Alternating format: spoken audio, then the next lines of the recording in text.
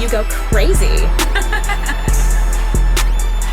Друзья, всех приветствую! Сегодня в этом обзоре мы с вами рассмотрим новые гибридные внутриканальные наушники от компании Queen of Audio стоимостью $246. И приходят они в большой по габаритам коробке с приятным оформлением, где на лицевой части здесь имеется логотип компании и было указано название этой модели Matador, что уже дает нам понять, что эта модель будет действительно серьезная. Ну а сзади тут имеется график частотной характеристики этих наушников и были указаны технические характеристики. И за звук в этих наушниках отвечает 2 динамических драйвера и 4 арматурных излучателя, а чувствительность составляет 106 дБ и они получили сопротивление 21 Ом. И на раскачку эти наушники будут довольно средние. Ну а теперь давайте лучше рассмотрим комплектацию этих наушников более подробно. Наушники. Кабель с коннекторами 2 пин и модульной системой штекеров. И сюда вы можете поставить как балансный штекер на 4,4 мм джек, так и обычный штекер на 3,5 мм и даже Type-C адаптер с ЦАПом. Фирменный кейс для хранения наушников. Инструкция по использованию наушников. 3 набора силиконовых амбушюр. Ну и щеточка для чистки наушников.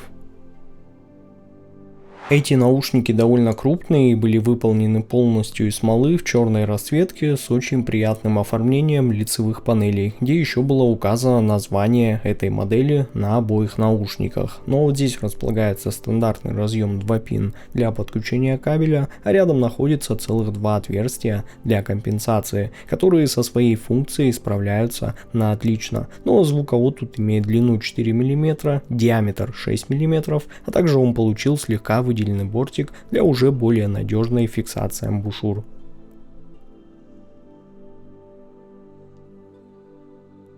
Ну а за счет анатомически правильной формы сидят эти наушники в ушах просто превосходно, они обеспечивают как отличную звукоизоляцию, так и хорошую глубокую посадку с отличным прилеганием, вообще без какого-либо дискомфорта. А вот их модульный кабель, на мой взгляд, хорошего качества, и в целом я бы его вам точно не советовал менять, и можно смело будет его использовать сразу с этими наушниками без каких-либо проблем. К тому же при необходимости, используя Type-C адаптер, вы сможете подключить их к своему смартфону, если у вас, конечно, еще вдруг нету отдельного ЦАП усилителя. Ну а вот так выглядит график частотной характеристики гибридных наушников Queen of Audio Matador. И первое, что здесь сразу бросается в глаза, это усиление низких частот примерно на 11 дБ относительно моего таргета, с явным акцентом в первую очередь на саббас, тогда как мидбас здесь был заметно расслаблен и имеет плавный переход в область нижней середины с небольшим ее облегчением, то есть без какого-либо дополнительного уплотнения в этой области. Ну а затем тут уже следует достаточно аккуратно выполненный переход к области верхней середины, который хорошо соответствует моему таргету,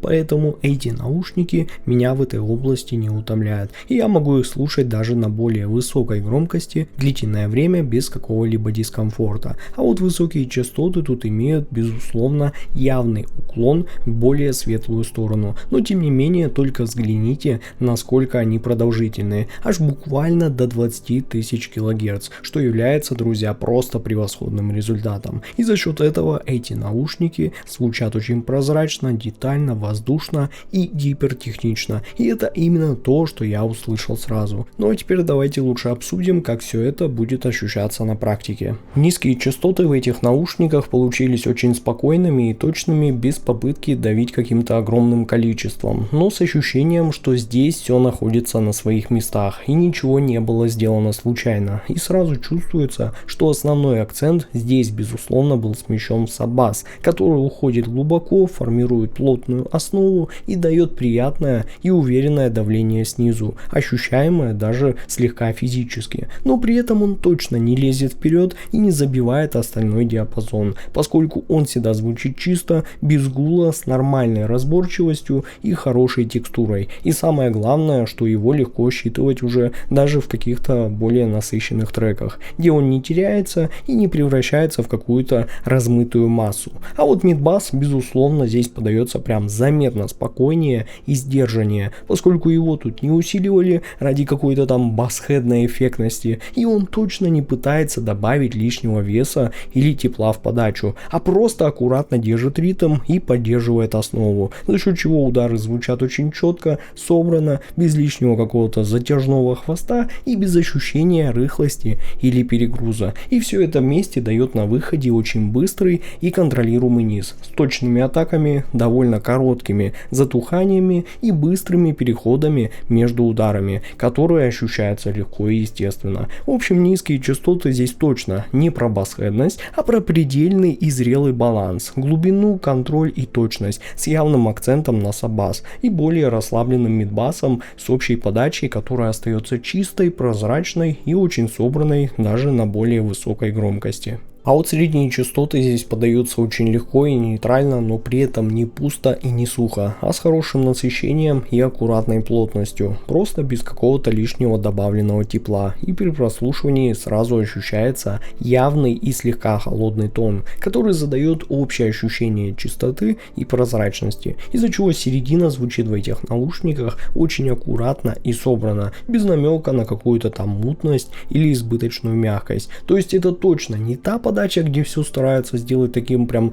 теплым, гладким или обволакивающим, поскольку здесь наоборот, ребята, был упор сделан на скорость, точность и разборчивость, поэтому все отрабатывается быстро, без какого-то там затягивания, и за счет этого вся середина ощущается очень живой и подвижной, но при этом не перегруженной какой-то излишней энергичностью. При этом, друзья, нельзя сказать, что она какая-то там сухая или безжизненная из-за этого, поскольку эмоциональность здесь точно есть. Просто она так подается уже более сдержанно и аккуратно, без перегиба, за счет чего вокал звучит чисто, хорошо читается в миксе, не проваливается, но и не выходит как-то слишком вперед, а просто держится на своем месте, сохраняя баланс уже с остальными инструментами, которые в свою очередь звучат раздельно, разборчиво, с хорошей проработкой и отличным разрешением. В общем, середина здесь воспринимается как очень техничная, быстрая и прозрачная, с легким холодным оттенком, но при этом с нормальной плотностью и насыщением, без какого-либо ощущения пустоты в подаче. И на мой взгляд, это именно та подача, которая не пытается как-то приукрасить или сгладить звук, а скорее наоборот показывает его чище и точнее, сохраняя баланс между аналитичностью и живым восприятием. Ну а высокие частоты здесь сразу дают понять, что ставка была сделана на техничность, скорость и максимальную открытость. Они звучат очень детально, быстро, воздушно и с явно светлым характером, за счет чего верх тут не просто присутствует, а буквально вытягивает на поверхность все микронюансы записи. И за счет этого вам очень хорошо слышны как хвосты ревербераций, послезвучия и какие-то различные мелкие фоновые детали, которые уже на более темных и зажатых по подаче моделях обычно остаются где-то на втором плане и вообще не привлекают к себе лишнего внимания. Но в случае Matador все наоборот. Но безусловно, друзья, из-за такого супер светлого и открытого характера требования к качеству записи у этих наушников становятся ощутимо выше, поскольку все особенности трека, включая какие-то там шероховатости, шум микрофона или какие-то, например, сибилянты в женском вокале, здесь будут очень хорошо слышны, и поэтому на неудачных, так скажем, записях верх вам может просто показаться уже более акцентированным, чем, возможно, вам хотелось бы. И это, друзья, обязательно стоит учитывать. В общем, высокие частоты здесь воспринимаются как очень техничные, быстрые и прозрачные, с явным уклоном в светлую сторону, где основной акцент сделан на детализацию, воздух и раскрытие самых разных мельчайших нюансов. И за счет этого эти наушники, как по мне, прекрасно подойдут еще и для работы с музыкой. Ну и звуковая сцена, на мой взгляд, получилась действительно очень хорошей, и это один из тех случаев, когда это ощущается буквально сразу, поскольку она широкая, хорошо уходит в стороны, но при этом сохраняет цельность и естественность. И плюс к этому есть нормальная глубина, за счет чего звук не был как-то размазан просто по горизонтали, как в простых моделях, а выстраивается уже более серьезно именно слоями. И за счет этого тут очень хорошо чувствуется разделение планов. Передний, средний и дальние слои читаются без напряжения, и за счет этого появляется у вас